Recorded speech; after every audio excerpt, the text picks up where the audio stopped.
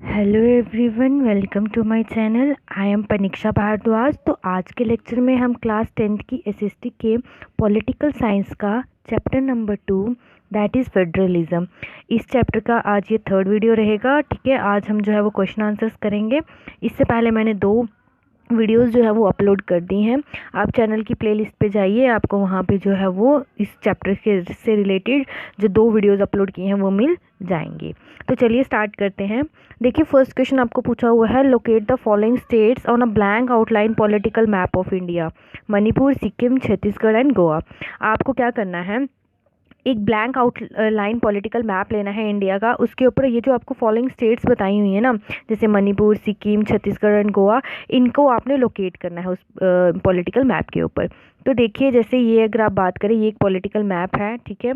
तो इस political map को आपने यहाँ पे लोकेट करना है, जैसे कि मैंने अब यहाँ पे किया हुआ है।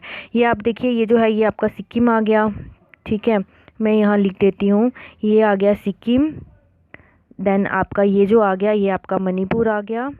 मैं इसको थोड़ा यहाँ करके लिख देती हूँ, ठीक है। ये आपका मणिपुर आ गया। देन उसके बाद जो ये ऑरेंज कलर का है आपका, ये आ गया आपका छत्तीसगढ़, यहाँ लिख देती हूँ मैं, ठीक है, आप लोगों को अच्छे से समझ आ जाए, ताकि ये आपका छत्तीसगढ़ आ जाएगा। एंड देन आपका आ जाएगा ये जो छोटा सा रेड कलर में है ना, ये आ जाएगा आपका गोवा। इस तरह से आपने लोकेट करना है, ठीक है। आपको क्या करना है, मैप ऐसे लेना है, या आप खुद भी बना सकते हैं, बनाकर आपको ये ऐसे लोकेट करना है, ठीक है। ये आपका ये मणिपुर आ गया, ये आपका ग्रीन सिक्किम आ गया, ये गोवा आ गया। आई होप आपको फर्स्ट क्वेश्चन जो है वो अच्छे से समझ आ गया है, ठीक है। तो आपने क्या करना है, अब हम सेकंड क्वेश्चन देखेंगे। सेकंड क्वेश्चन क्या पूछा हुआ है इन्होंने, ठीक है। तो सेकंड क्वेश्चन क्या है, देखिए क्या पूछा हुआ है, आइडेंटिफाई एंड शेड 3 फेडरल, देखिए, identify and shed 3 federal countries other than India. आपको क्या करना है, आइडेंटिफाई करना है और आपको बताना है उनको, उन 3 फेडरल कंट्रीज को शेड करना है, कलर देना है, इंडिया को छोड़कर, ठीक है, on a blank outline political map of the world. पहले आपको इंडिया के मैप का पूछा, लेकिन आपको उसमें स्टेट्स का पूछा था, लेकिन अब आपको वर्ल्ड के मैप की बात कर रहे हैं कि आपने एक आउटलाइन पॉलिटिकल मैप लेना है वर्ल्ड का। उसके ऊपर आपने 3 फेडरल कंट्रीज बतानी है इंडिया को छोड़कर। तो देखिए, इसका भी मैंने यहाँ पे रखा हुआ है। आप देखिए, ये है आपका वर्ल्ड का आउटलाइनिंग मैप, इस तरह से आपने लेना है।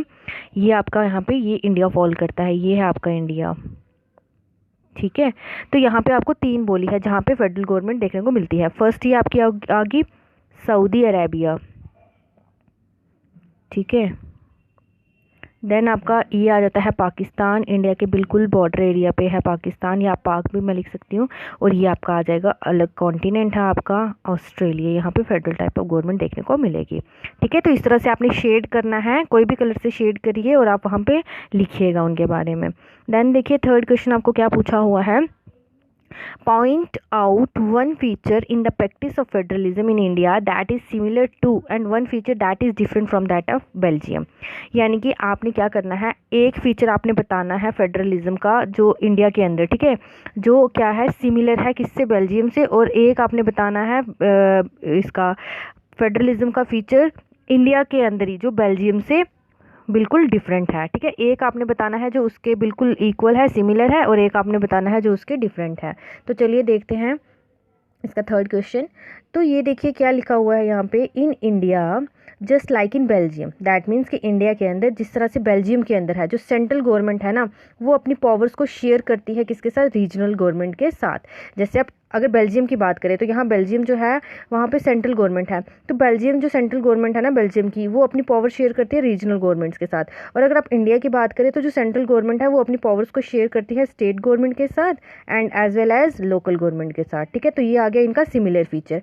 तो अगर हम डिफरेंट फीचर की बात करें तो वो कैसा रहेगा, तो हाउएवर अनलाइक इंडिया, जैसे इंडिया के अंदर है, बेल्जियम के अंदर भी क्या है, कम्युनिटी गवर्नमेंट है, in addition to the central and the state government. तो यहाँ पे भी यही बोला हुआ है कि अगर आप इंडिया की बात करें तो बेल्जियम के अंदर सिर्फ कम्युनिटी गवर्नमेंट है, लेकिन अगर आप इंडिया की अगर बात करें तो वहाँ पे आपको सेंट्रल गवर्नमेंट दिखेगी, स्टेट गवर्नमेंट देखेंगे एंड लोकल गवर्नमेंट देखने को मिलेगी। आई होप आपको ये क्लियर हो गया हो। अब हमने फोर्थ क्वेश्चन देखना है। तो फोर्थ क्वेश्चन में जो है वो ये लिखा हुआ है, what is the main difference between a federal form of government and a unitary one, explain with an example.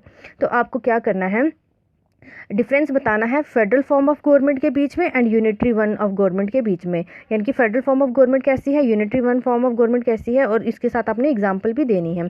तो चलिए देखते हैं।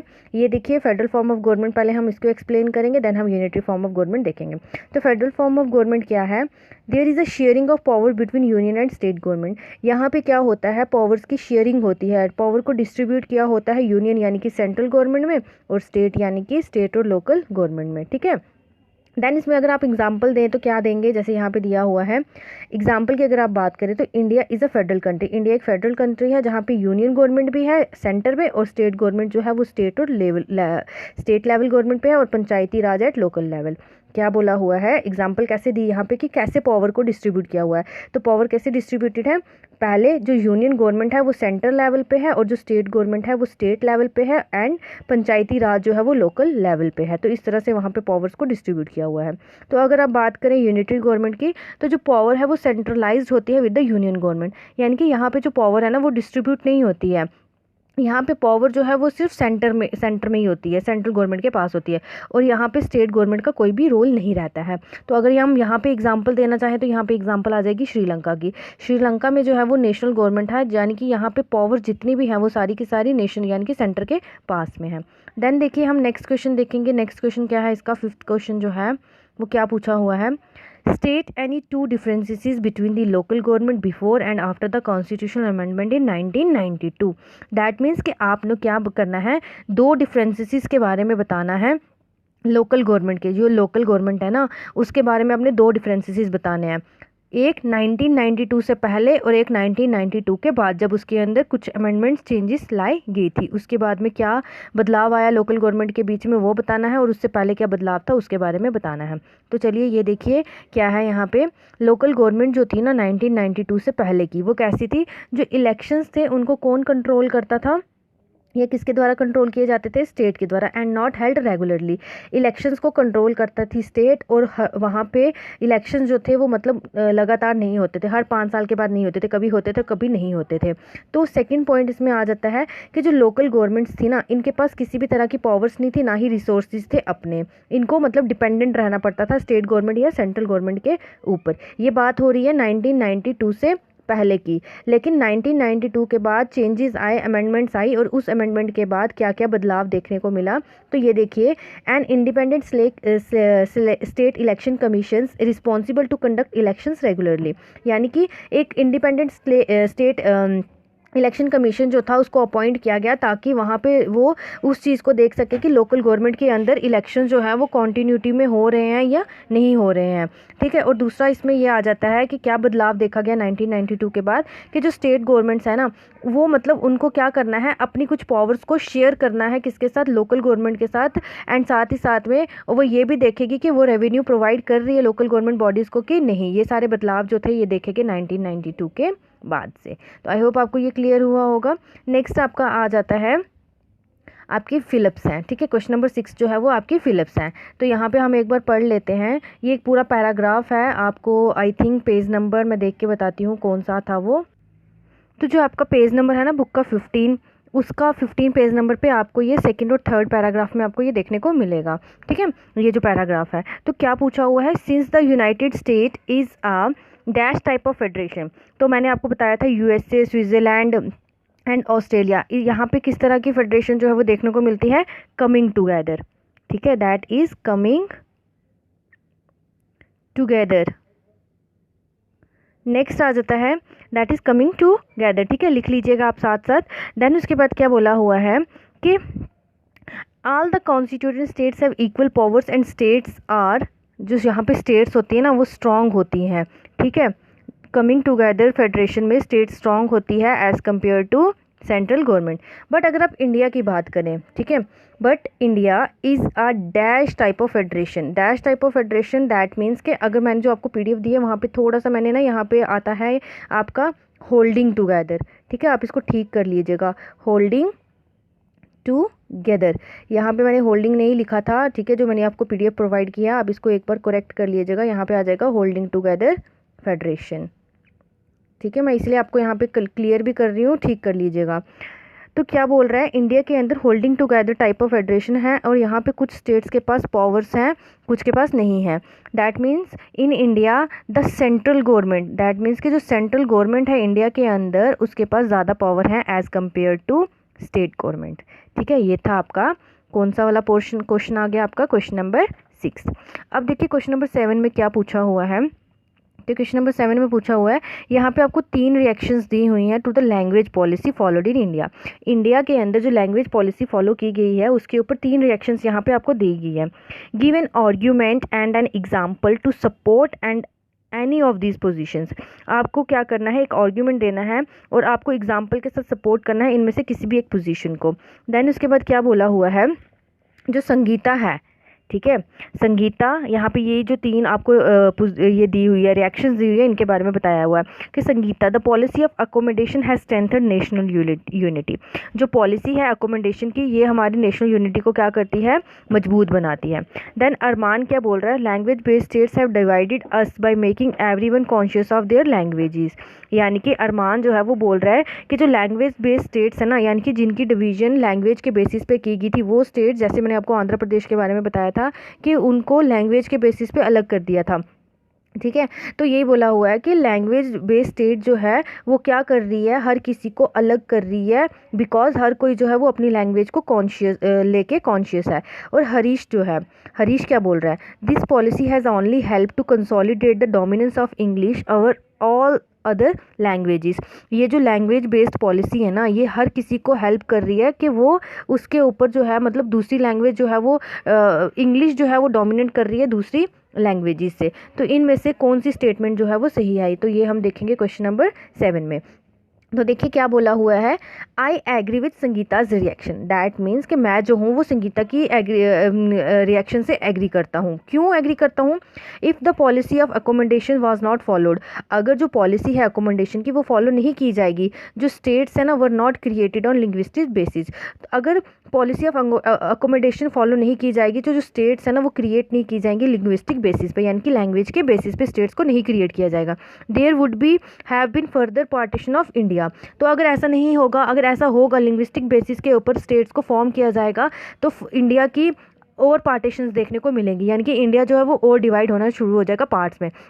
For example imposition of Hindi as a national language, यानी कि अगर हम हिंदी को जैसे हिंदी को इम्पोज किया गया था, ठीक है, उसको नेशनल लैंग्वेज कंसीडर कर दिया गया, जिसकी वजह से would have lead to south to break away from the north, जिसकी वजह से साउथ जो है वो नॉर्थ से अलग हो गया एंड तमिलनाडु जो था वो एक इंडिपेंडेंट नेशन बन गया। आंध्र प्रदेश की बात की थी मैंने आपके बारे में बताया था उधर, ठीक है। तो ये चीज़ जो है अगर ऐसा नहीं होगा, पॉलिसी ऑफ अकोमोडेशन जो है वो फॉलो नहीं की जाएगी, तो इसकी वजह से हमारे इंडिया के अंदर बहुत सारी जो आपको देखने को मिल रही है, क्या पार्टीशन देखने को नहीं मिल रही है, देखने को मिल सकती है, पार्टीशन देखने को मिल सकती है। अब देखिए अभी हमने 7th क्वेश्चन किया, now what is 8th question. तो 8th में क्या बोला हुआ है, distinguish feature of a federal government is, यानी कि जो फीचर मैंने आपको डिफरेंट फीचर्स पढ़ाए थे फेडरल गवर्नमेंट के कि कौन कौन से होने चाहिए। तो यहाँ पे देखिए क्या बोल रहा है, national government give some powers to the provincial government. तो ये स्टेटमेंट क्या है, बोल रहा है कि जो नेशनल गवर्नमेंट है वो क्या पावर देता है प्रोविंशियल गवर्नमेंट को, ऐसे तो देता है, लेकिन इसका डिस्टिंग्विश अलग फीचर कौन सा आ जाएगा इसको कि वो मतलब फेडरल गवर्नमेंट से अलग करेगा उसको। दूसरा क्या बोल रहा है, power is distributed among the legislature executive and judiciary. ये स्टेटमेंट भी सही है। तो यहाँ पे इन्होंने बोला है वो स्टेटमेंट बताओ, वो फीचर बताओ जो फेडरल गवर्नमेंट का नहीं है, ठीक है। नेक्स्ट आपको बोल रहा है elected officials exercise supreme power in the government. तो जो ऑफिशियल्स हैं उनको पावर दी जाती है गवर्नमेंट के ऊपर एक्सरसाइज करने की। थर्ड जो बोला है, फोर्थ जो बोला है, governmental power is divided between different levels of government. तो क्या है, ये वाली जो स्टेटमेंट है ना ये बिल्कुल एक्यूरेट है। दैट मीन्स कि जो गवर्नमेंट की पावर है उसको डिफरेंट लेवल ऑफ गवर्नमेंट में क्या किया हुआ है, डिस्ट्रीब्यूट किया हुआ है। जैसे सेंट्रल गवर्नमेंट आ गई आपकी, स्टेट गवर्नमेंट आ गई आपकी, एंड आपकी लोकल गवर्नमेंट आ गई, ठीक है। ये जो आपको फेडरल गवर्नमेंट का जो फीचर है ना ये सबसे बेस्ट फीचर है, दैट्स वाई हमने इसको क्या किया है, चूज़ किया है।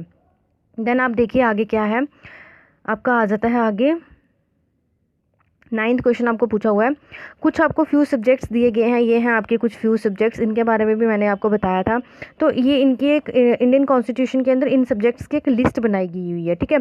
तो आपको क्या करना है, बताना है यूनियन लिस्ट के अंदर कौन से सब्जेक्ट्स हैं, स्टेट लिस्ट के अंदर कौन से सब्जेक्ट्स हैं, एंड कॉन्करेंट लिस्ट के अंदर कौन से सब्जेक्ट्स हैं। तो ये क्वेश्चन हम अभी देखते हैं, ठीक है। तो ये देखिए आप, यूनियन लिस्ट के अंदर आपका डिफेंस आ जाता है, बैंकिंग आ जाती है, कम्युनिकेशन आ जाती है। देन उसके बाद स्टेट लिस्ट है, स्टेट लिस्ट में आपकी जैसे पुलिस आ गई, एग्रीकल्चर आ गया, ट्रेड आ गया, इरिगेशन आ गया। देन आपकी कंकरेंट लिस्ट आ जाती है, जिसमें आपकी यूनियन लिस्ट भी पार्टिसिपेट कर सकती है, उसका भी इंपॉर्टेंट रोल रहता है, और स्टेट लिस्ट का भी रहता है, जैसे एजुकेशन, फॉरेस्ट और मैरिजेस, ठीक है। देन इसके बाद एक और लिस्ट आती है, उसके बारे में इतना मैंशन नहीं किया हुआ है, वो है आपकी रेजिडरी लिस्ट बोल सकते हो आप इसको। तो इसके अंदर वो सारी चीज़ें आती है, दैट मीन्स कि जो अभी न्यूली जो आपको देखने को मिलेगी, जैसे टेक्नोलॉजी हो गया, कंप्यूटर हो गया। पहले तो जैसे कॉन्स्टिट्यूशन बनते तब इतना ज़्यादा नहीं था, लेकिन जैसे जैसे जो नई नई चीज़ें या फिर जो बाकी सारी चीज़ें रह जाएंगी या फिर जो इन्वेंट होंगी, तो वो कौन सी लिस्ट में आएंगी, वो आएंगी आपकी रेजिडरी लिस्ट में। और इनके ऊपर किसका कंट्रोल होगा, आपकी सेंट्रल गवर्नमेंट का, ठीक है। अब देखिए नेक्स्ट क्वेश्चन जो है वो क्या है आपका, क्वेश्चन नंबर 10th। तो यहाँ पे क्या बोल रहा है, examine the following pairs that give the level of government in India. आपको ये फॉलोइंग पेयर्स दिए हुए हैं और आपको बताना है कि लेवल ऑफ गवर्नमेंट जो है इंडिया के अंदर, and the power of the government and the level to make laws on the subject mention against each. यहाँ पे आपको बताया हुआ है कि कौन सी जो गवर्नमेंट है या कौन सी पावर जो है वो, मतलब जो रिमेनिंग रह जाता है वो उसको क्या करती है। जैसे कि मैं आपको अभी बता रही हूँ, ये आपको एक तरफ एक ये आपका कॉलम आ जाता है, ये कॉलम आ जाता है। यहाँ पे ये बोला हुआ है कि आपको ये पेयर्स दिए हुए हैं, ठीक है। आपको बताना है कि कौन सा पेयर जो है वो करेक्टली मैच नहीं कर रहा है लॉज बनाने के लिए। जैसे मैंने आपको बताया था, स्टेट गवर्नमेंट जो है वो स्टेट लिस्ट से रिलेटेड लॉज बनाएगी, सेंट्रल गवर्नमेंट यूनियन लिस्ट से रिलेटेड लॉ बनाएगी, सेंट्रल एंड स्टेट गवर्नमेंट जो है ये दोनों मिलकर कंकरेंट लिस्ट के लिए लॉ बनाएंगी। लेकिन यहाँ पे लास्ट जो पेयर आ रहा है ना आपका, that is local government and residuary powers, ये जो है ये पेयर मैच नहीं कर रहा है। क्यों मैच नहीं कर रहा है, बिकॉज रेजिडरी पावर्स का जो लॉ बनाने वाली गवर्नमेंट है वो है आपकी सेंटर या सेंट्रल गवर्नमेंट, ओके। तो ये आपका जो डी पार्ट है यहाँ पे करेक्ट मतलब चूज़ किया जाएगा या इस पे टिक लगाया जाएगा। अब क्या बोल रहा है, अब बोल रहा है आपको दो लिस्ट दी हुई हैं, that is list 1 and list 2। आपको क्या करना है, कोड दिए हुए हैं नीचे, ये आपको कोड्स दिए हुए हैं, ठीक है, ये कोड्स दिए हुए हैं। आपको इन कोड्स को यूज़ करना है और आपने बताना है कि कौन सी लिस्ट जो है, मतलब कैसे यूनियन ऑफ इंडिया में कौन जो है काम कर रहा है, स्टेट में कौन काम करता है, म्यूनसिपल कॉर्पोरेशन में कौन काम करता है, और ग्राम पंचायत में कौन काम करता है। तो ऐसे अगर मैं आपको बता दूं तो वो आ जाएगा आपका सी। क्यों, अब मैं आपको एक्सप्लेन करती हूँ। देखिए, तो जो आपका यूनियन ऑफ स्टेट इंडिया है, ठीक है, यहाँ पे तो आपका प्राइम मिनिस्टर ही काम करता है, यानी कि आपके सेंटर में प्राइम मिनिस्टर काम करता है। स्टेट में कौन काम करता है, आपका गवर्नर या फिर चीफ मिनिस्टर। म्यूनसिपल कॉर्पोरेशन में कौन काम करता है, मेयर, ठीक है, यानी कि ये आपका आ जाएगा 1, ये आपका आ जाएगा 2, ये आपका आ जाएगा 3, एंड ग्राम पंचायत में कौन काम करता है वो आपका आ जाएगा आपका सरपंच। तो यहाँ पे आप इसको अब मैच करिए सी पार्ट को, देखिए यहाँ पे, ठीक है, यहाँ पे 1 2 3 4 लिखा हुआ है, ये 1 2 3 4 ये वाला लिखा हुआ है यहाँ पे। तो अब देखिए यहाँ पे सी में 1 के साथ क्या आता है, ए, दैट इज़ करेक्ट। 2 के साथ क्या आ रहा है, सी वाला option, that is also correct. 3 के साथ कौन सा ऑप्शन आ रहा है, डी, एंड जो आपका 4 है इसके साथ कौन सा ऑप्शन आ रहा है, बी। तो ये क्या है, स्टेटमेंट बिल्कुल सही है, ठीक है, सी स्टेटमेंट जो है वो आपकी सही आ जाएगी।